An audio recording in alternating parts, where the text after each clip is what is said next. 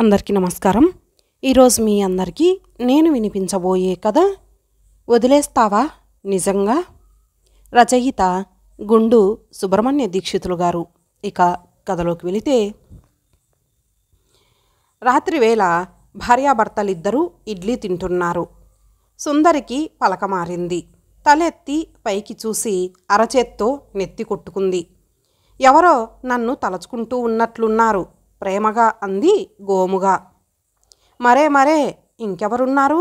నేనే. అసలు నేను నిన్నెప్పుడూ తలచుకుంటూనే ఉంటాను చిట్టి.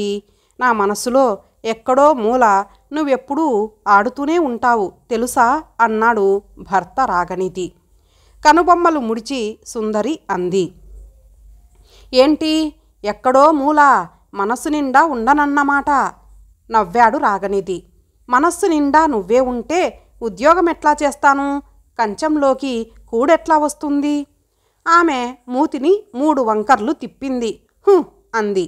కాసేపటికి ఆమె అడిగింది, మజ్జిగివ్వనా?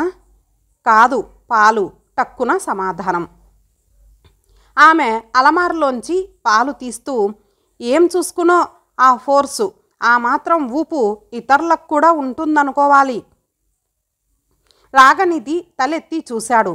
సుందరి అతని కంచంలో పాలు పోసింది. పంచదార కూడా వేసింది. కాసేపటికి కంచంలో పాలు అయిపోయాయి. అతను పాలు అన్నాడు. ఆమె పాలు పోసింది. ఈసారి పాలు మిగిలాయి. అతను ఇడ్లీలు అన్నాడు. ఆమె 2 ఇడ్లీలు వేసింది. ఈ మాటు ఇడ్లీ మిగిలింది. ఆమె మళ్ళీ పాలు పోసింది. మళ్ళీ పాలు మిగిలాయి. అతను మళ్ళీ ఇడ్లీ అన్నాడు. వేస్తాను పారేయనంటే, కానీ మళ్ళీ పాలు అనకండి, అసలే తోడుకు తక్కువగా ఉన్నాయి. ఆమె ఇంకో ఇడ్లీ వేసింది. అతను నవ్వాడు. 2 నిమిషాల తర్వాత ఎక్కువైంది అంటూ అర ఇడ్లీని కంచంలో వదిలేసి అందులోనే చెయ్యి కడిగేసుకున్నాడు. సుందరి చటుక్కున బుగ్గలు నొక్కుకుంటూ అంది, నేను అనుకుంటూనే ఉన్నాను మీ మందబుద్ధి పోనివ్వరని. అసలు నాయుడు మాట బజార్లో ఇడ్డెను ఖరీదెంత? కూర్చొని మూతి తుడుచుకుంటూ అన్నాడు రాగనిధి. హైదరాబాదులో రూపాయి, వసంతమహల్లో అయితే ₹1/2. సర్లే మనూర్లోనే తీసుకుందాం. ఆ లెక్కన 24 ఇడ్లీలు ₹12. అవునా? మరి నేను ఖర్చు పెట్టిందెంతో తెలుసా? పిండికి రవ్వకి కలిపి 2, కొబ్బరి పచ్చడికి 2, గ్లాస్కి ₹1/2, ఇన్సిడెంటల్ ఛార్జెస్ కింద 1, వెరసి 6. ఇది మెటీరియల్ ఖరీదు.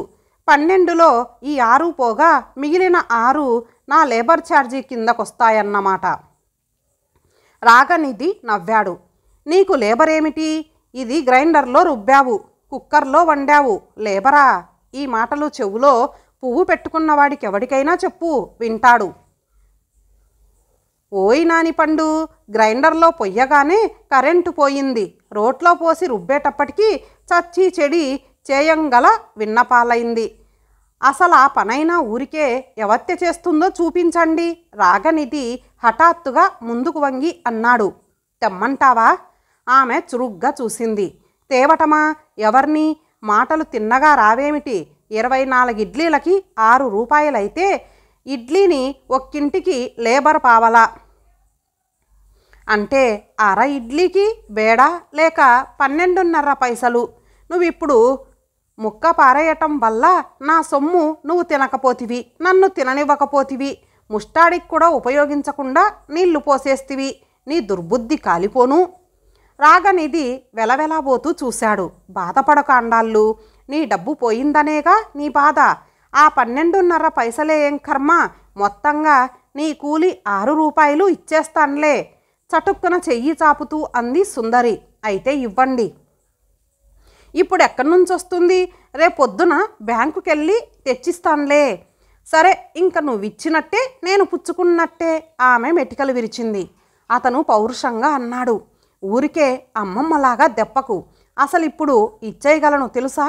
కానీ నా జేబులో ఉన్నది 100 నోటు. ఓహో, పర్వాలేదు, ఇవ్వండి, చిల్లరుంది, ఇస్తాను. నీ సొమ్ము నీ దగ్గరుండటంలో తప్పులేదు. అప్పీల్ లేదు, కానీ మిగిలింది నాకిస్తావని నమ్మకమేంటి? ఇవ్వకేం చేస్తాను? అట్నుంచి అటే చీరల కొట్టుకెళ్ళిపోవచ్చు లేకపోతే పుట్టింటికెళ్ళిపోవచ్చు నవ్వుతూ అన్నాడు రాగనిధి. సుందరి కళ్ళెర్రజేసింది. కోపంగా అంది, మళ్ళీ పుట్టింటి మాటెత్తావా ఏమిటి? ఒళ్ళు ఎలాగుందేమిటి? అప్పుడే కోపం వచ్చేసిందా? తికమకగా అన్నాడు రాగనిధి. అప్పుడే ఏమిటి? ఇట్లాంటప్పుడు మాత్రమే రావాలని రూలుందా? సరే వచ్చింది, ఏం చేస్తావు? ఏం చేస్తానా? వదిలిస్తాను. నిన్నొదిలేసి లేచి చక్కా పోతాను. పెట్టుబడి నష్టం నాకు రూపాయి లేదు, జాగ్రత్త. ఎర్రబడ్డ మొహంతో ఆమె కంచాలు పోగు చేసి తీసుకెళ్లి తూము దగ్గర పడేసింది. రాగనిధి నోరు తెరిచినట్టే ఉండిపోయింది. క్రమంగా అతని మొహంలో విషాదం అలుముకుంది. కొన్ని క్షణాల తర్వాత తేరుకొని హీనస్వరంతో అతను అన్నాడు, అంత మాట అనకు. ముందు నువ్వెన్నెన్నా భరిస్తాను, కానీ ఆ మాట మాత్రం భరించలేను. ప్లీజ్ ప్లీజ్, ఆ మాట ఊరికే అన్నానని చెప్పు, ఇంకెప్పుడు అననని చెప్పు. అతను పీట మీద నుంచి లేచాడు. ఆమె వెనకాలకొచ్చాడు. సుందరి మొహంలో కోపం తగ్గింది. అయితే నాకెప్పుడు కోపం తెప్పించనని చెప్పండి. ఇప్పుడు కోపం తెచ్చుకున్నది నువ్వు. సరే తెప్పించనులే. సరే నిన్నొదలనులే. ఆదివారం తెల్లవారింది. వంటింట్లో సుందరి కాఫీ కాస్తుంది.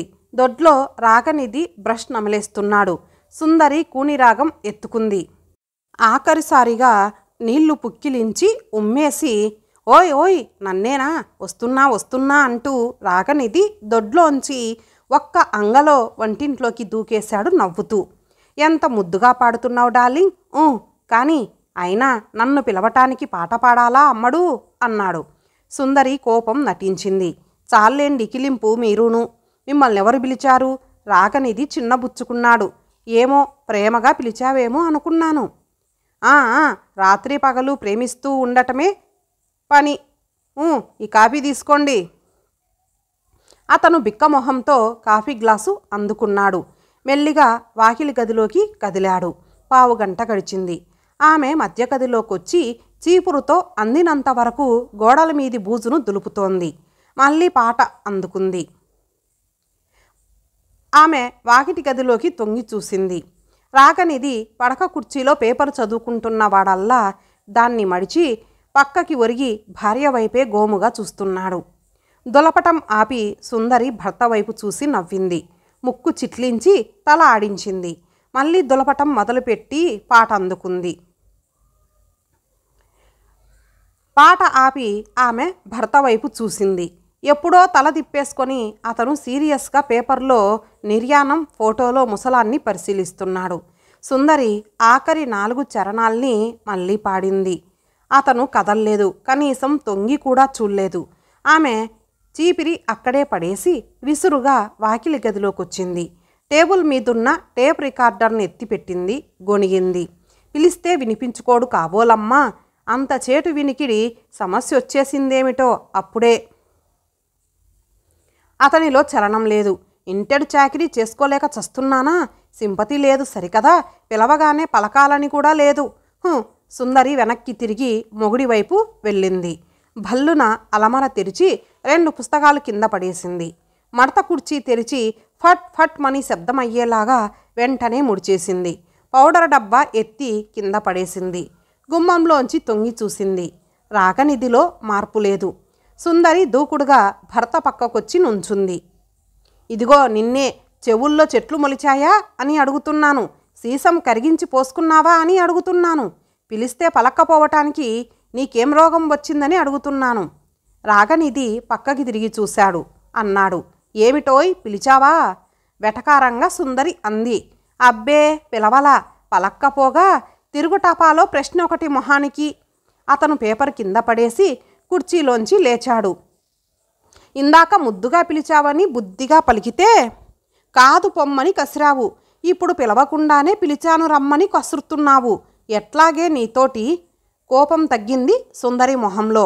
ఇందాక సినిమా పాట పాడుతున్నాను, ఇప్పుడు సొంత పాట పాడుతున్నాను. పాట ఏదైనా పిలుపు పిలుపేగా. ఏమిటి సినిమా పాటకి సొంత పాటకి తేడా లేదా? సినిమా మొగుడికి సొంత మొగుడికి డిఫరెన్స్ లేదా? రాగనిధి ఆశ్చర్యంగా చూశాడు. సినిమా మొగుడా అంటే నీకు సినిమా మొగుడు సొంత మొగుడు అని ఇద్దరున్నారన్నమాట. నోటికొచ్చినట్టు వాగకు. సినిమాలో హీరోయిన్ మొగుడు అడ్డమైన అప్రాచ్యపు పనులు చేసి అమాంతం వాటేసుకుంటాడు. అదే పరమార్థమైనట్టు సొంత మొగుడు అలా కాదే, అతి సున్నితంగా అద్భుత కార్యాలు చేసి భార్య గుండెలో గూడు కట్టుకుంటాడు. నువ్వెప్పుడైనా చేశావా అని వాదనలో లొంగిపోయినట్టున్న కంఠంతో రాగనిధి అన్నాడు. అద్భుత కార్యాలంటే ఏంటి? బూజు దులపటమా? ఎందుకు కాకూడదు? పోనీ ఇప్పుడొద్దులే. మరి ఏంటంటే ఆగు. గడ్డం మీద వేలేసుకొని కనురెప్పలు టపాటపా ఆడించి సుందరి గబగబా వెళ్ళి హెయిర్ ఆయిల్ సీసా, గుప్పెడు గోరుచిక్కుడు కాయలు పల్లెము తెచ్చింది.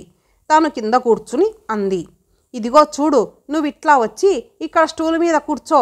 నా తలకు నూనె రాయి, జడ వేయించుకుంటూ ఈ కాయలు ఒలుచుకుంటాను నేను. బాధగా బేలగా అన్నాడు రాగనిధి. చాత కాదు, ఎప్పుడూ ఏ ఆడపిల్లకి జడ వెయ్యలేదు. ఆమె గుడ్లురిమి చూసింది. చాత కాదు, పర్వాలేదు, వచ్చినట్లు వేయి. అతను నీరసంగా కూలబడ్డాడు. ఆమె తలకు నూనె రాశాడు. వచ్చి రాని జడేదో వేస్తున్నాడు. అంతా అయిపోయే సమయానికి పిలుపు పేరంటము లేకుండా వచ్చిన కూరల మనిషి భల్లున తలుపు తోసి, కూరలు కావాలా అమ్మా అంటూ తొంగి చూసి ఆ దృశ్యం కంటబడగానే తెల్లబోయి వెంటనే కొంగు నోటికడ్డం పెట్టుకొని పకాపకా నవ్వసాగింది. చివాల్న లేచిపోయాడు రాగనిధి. వాకిట్లో గదిలోకి వెళ్ళిపోయాడు కోపంగా. సుందరి కూరల మనిషిని పంపించేసింది. అతని దగ్గరకొచ్చి అంది, అద్భుత కార్యాలంటే ఇట్లాంటివి, గుండెలో గుచ్చుకుపోయేవి, గుండెలో మాత్రమే కొలవగలిగే కొలతలున్నవి. ఈ మనిషి నాకు లేకపోతే నాకు జీవితంలో థ్రిల్లే లేదు అనిపించేట్టు చేసేవి. అతను పేలవంగా చూశాడు. నేనెప్పుడైనా నీ మాట కాదన్నానే చిట్టి? ఛప్, కాదనకపోవటం కాదు, అవుననేది చేసి చూపించు. లేకపోతే ఏముంది, వదిలేయటమే. అవాక్కైపోయాడు రాగనిధి. శూన్యంలోకి చూస్తూ ఉండిపోయాడు. క్రమంగా అతని కళ్ళల్లో నీళ్లు సుడులు తిరిగాయి. వదిలేస్తావా నిజంగా అని ఎట్లాగో అన్నాడు. 2 రోజుల బట్టి సుందరికి ఒంట్లో నలతగా ఉంటోంది. మొదటి రోజు ఎట్లాగో ఆఫీస్కి వెళ్ళొచ్చింది. కానీ 2వ రోజు సెలవు పెట్టింది. రాగనిధి ఆ సాయంత్రం ఆఫీస్ నుంచి వస్తూ మందు బిళ్ళలు తెచ్చిపెట్టాడు. వాటికి సుందరి నలత తగ్గలేదు. రాత్రికి ఆమె పడకేసింది. ఓ రాత్రి వేళ ఆమె భర్తను లేపింది. ఏమండి, నాకు నిద్ర పట్టడం లేదండి. నాకేమిటో పిచ్చిగా ఉందండి. ఏం తోచట్లేదు. ఇట్లా దగ్గరకొచ్చి కూర్చుందురు. రాగనిధి వెళ్ళి ఆమె నానుకొని కూర్చున్నాడు. కొంచెం సేపు అయ్యాక అడిగాడు, పోనీ హోమియో మందిస్తాను, చెప్పు. కాళ్ళు నొప్పులున్నాయా? పొత్తి కడుపు నొప్పిగా ఉందా? అదే పనిగా బాత్రూమ్కి వెళ్ళొస్తున్నట్లున్నావు. అవును. త్రేపులు వస్తున్నాయా? ఆవులింతలు కూడా? ఆహా. రైట్. ఇప్పుడు నీ తక్షణ అవసరం 1 డోసు మేక్ఫాన్ 3X. మరండి, హఠాత్తుగా ఎడం చేయి చచ్చుపడినట్టుగా ఉందండి. నాకు ఆ ఫాసులు పడవు, ఫీజులు పడవు. కాస్త నా వెన్ను రాయండి. రాగనిధి ఆమె వెన్ను రాయసాగాడు. హఠాత్తుగా ఆమె లేచి బాత్రూమ్కి వెళ్ళొచ్చింది. ముసిముసిగా నవ్వుతూ 3 రోజుల సెలవు అంది. రాగనిధి చిరాకు పడ్డాడు. నీకు తెలిసిన విషయమే కదా, ఈ మాత్రానికే నన్నింత కంగారు పెట్టావెందుకు? సుందరి మొహంలో కోపం తొంగి చూసింది. ఏంటి, నాకు కష్టం వస్తే మీకు కంగారు కాదన్నమాట. నాకందుకే మిమ్మల్ని చూస్తే మంట. నిన్ను కట్టుకున్నా ఒకటే, నీ కట్టెను కట్టుకున్నా ఒకటే. చీచీ. తెల్లబోయాడు రాగనిధి. నేనేమన్నానని ఇన్నిన్ని అంటున్నావు? ఇంకేమనాలి? నీ ఇష్టం వచ్చినట్టు నువ్వు మాట్లాడితే నా ఇష్టం వచ్చినట్టు నేను చేయగలను, గుర్తుంచుకో. అంటే వదిలేయటమా? వదిలేయటమే. అప్పీల్ లేకుండా స్టాంపు కాగితం మీద రాసిచ్చి మరీ చేస్తాను. నా సంగతి నీకు ఇంకా తెలీదు. నిలువుగుడ్లు పడిపోయాయి రాగనిధికి. నాకు మతిపోతోంది. ఎంత ప్రేమగా నేను నిన్ను చూసుకుంటున్నానో అంతగానూ నువ్వు నన్ను కసిరి కొడుతున్నావు, విదిలించేస్తున్నావు. ఒక్కనాడు కారణం చెప్పవు. ఇది నీకేం బాగుంది చెప్పు? బతిమాలుతున్న ధోరణిలో అన్నాడు రాగనిధి.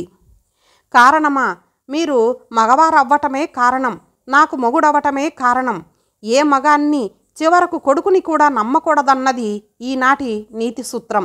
దీనికి తగ్గట్టు ఈ మధ్య నాకో కల వచ్చింది తెలుసా? మీరు మీ ఆఫీస్లో లేడీ టైపిస్టును బీరువాల చాటుకు తీసుకెళ్ళి ముద్దు పెట్టుకున్నారట. రాగనిధిలో చిరాకు తొంగి చూసింది. Stop that nonsense. నువ్వు ఒట్టి అనుమానం మనిషివి. ఆ అనుమానాలే నీ కల్లోకొచ్చాయి. నీ గురించి నాకెప్పుడూ అట్లాంటి ఆలోచనలు లేవు, కలలు రావు. సుందరి గొంతు హెచ్చింది. రావు? చస్తే నమ్మను. ప్రతి మగాడు ఒక స్కౌండ్రలేనన్నది అంతర్జాతీయ సత్యం.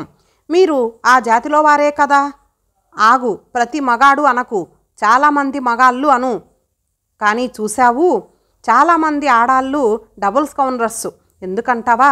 మగాన్ని స్కౌండ్రల్ చేసేది ఆడదే కాబట్టి.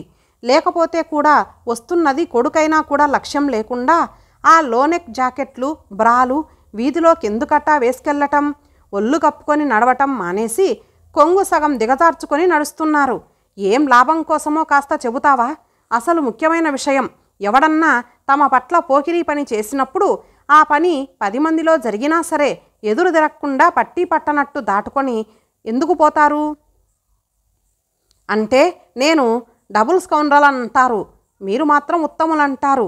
ఎవరి విషయమూ ప్రత్యేకించి చెప్పట్లేదు నేను. ప్రత్యేకంగా చెప్పేదేమిటి చెప్పు? చేంతాడును. ఏదో మీరు మగాళ్ళేగా అంటే దానికింత రాద్ధాంతమా? మోకాలికి బట్టతలకి ముడిపెట్టి నేను చెడిందాన్నని మీరు నీతిమంతులని రుజువుపరచటమా? మాట వరుసకి ఓ మాట అన్నందుకే నన్నింతలేసి మాటలన్నారే. చేత వరుసలకి బయట మీరు ఏమేం వెలగబెడుతున్నారో ఇహ లాభం లేదు. తొందరలోనే ఆ కాస్త ఎప్పుడో అప్పుడు తప్పదు, కోపంగా అంది సుందరి. రాగనిధి గొంతులో ఊపు పెరిగింది. నిన్ననలేదు. నీ మీద నాకెంత గౌరవము, విశ్వాసము. అసలు నా అంతరాంతరాల్లో నిన్ను ఆరాధిస్తున్నాను. కానీ నువ్వు మాత్రం ఉత్తి పుణ్యానికి నా మీదికి ఒంటికాలి మీద లేస్తున్నావు. వదిలేస్తాననటం ఊతపదమైపోయింది. ఛీ! ఏమయ్యోయ్, చెప్పినట్లుగా నువ్వు చేస్తున్నట్లయితే మంచిదే. తన మొగుడు తన్ని ఆరాధించాలని ఏ ఆడది కోరుకోదు? కానీ ప్రతి విషయంలోనూ ఎడ్డెమంటే తెడ్డమంటావు. వదిలేయక నిన్నేం చేసుకోమంటావు? అటా చూస్తావేంటి? ఒట్టు సరస్వత్తోడు. సుందరి టేబుల్ మీద న్యూస్ పేపర్ టక్కున తీసి నెత్తిన పెట్టుకుంది. ఆ వెంటనే అనుకున్నానంటే ఇట్లా వదిలేయటం ఖాయం అంటూ ఆ పేపర్ను నేల మీద పడేసింది. పమిట కొంగు నోట్లో కుక్కుకొని వచ్చే నవ్వును ఆపుకుంటూ వంటింట్లోకి పరుగెత్తింది సుందరి. విచారం మొహం నిండా అలుముకోగా రాగనిధి పడగ్గదిలోకెళ్ళి ముసుగు పెట్టి పడుకున్నాడు. పుట్టింట్లో తన తల్లిదండ్రులకు టైఫాయిడ్ వచ్చిందని ఉత్తరం రాగానే సుందరి సెలవు పెట్టి వెళ్ళింది. అక్కడే వాళ్ళందరికీ సేవ చేసి వాళ్ళకి తగ్గిందనుకునేసరికి తను మంచాన పడింది. ఆ విషయం తెలిసి రాగనిధి రాత్రనక పగలనక భార్యకి సేవ చేశాడు. కళ్ళల్లో ఒత్తులు వేసుకొని ఆమె మంచం పక్కన కాపలా కాశాడు. సుందరి తాలూకు వాళ్ళెవ్వరినీ ఆ మంచం ఛాయలకు కూడా రానివ్వలేదు. ఈ చాకరీ వల్ల అతను చిక్కి సగమయ్యాడు. ప్రాణాలు కళ్ళల్లోకొచ్చాయి. జ్వరం వెనకబెట్టిన తర్వాత కళ్ళు తెరిచి పక్కనే కూర్చొని ఉన్న భర్తను చూసి నొచ్చుకుంటూ అంది. ఏమండి, మీ చేత చేయించుకుంటున్నానా? ఏమిటో? అదేమిటి, నాకొస్తే నేను చేసుకోనా? నాకు నీకు భేదమేమిటి? నీకున్న ఓర్పు నాకెక్కడుంది? ఆర్థికంగా ఎంతో చితికిపోయిన నీ తల్లిదండ్రులకి నువ్వు సంపాదించి పెట్టబట్టే కదా వాళ్ళు పుంజుకున్నారు. నీ అక్కలకు పెళ్ళిళ్ళు చేయగలిగారు.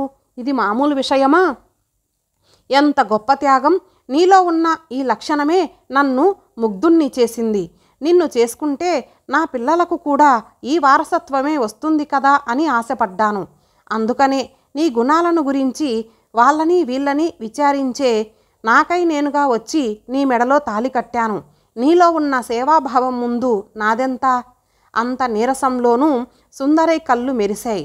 ఆశ్చర్యంగా ఆమె అంది. నిజంగా మీరు నన్ను నా గుణాలను చూసే చేసుకున్నారా? నేను అసలు మా పెద్దవాళ్ళ కోసం మిమ్మల్ని చేసుకున్నాను.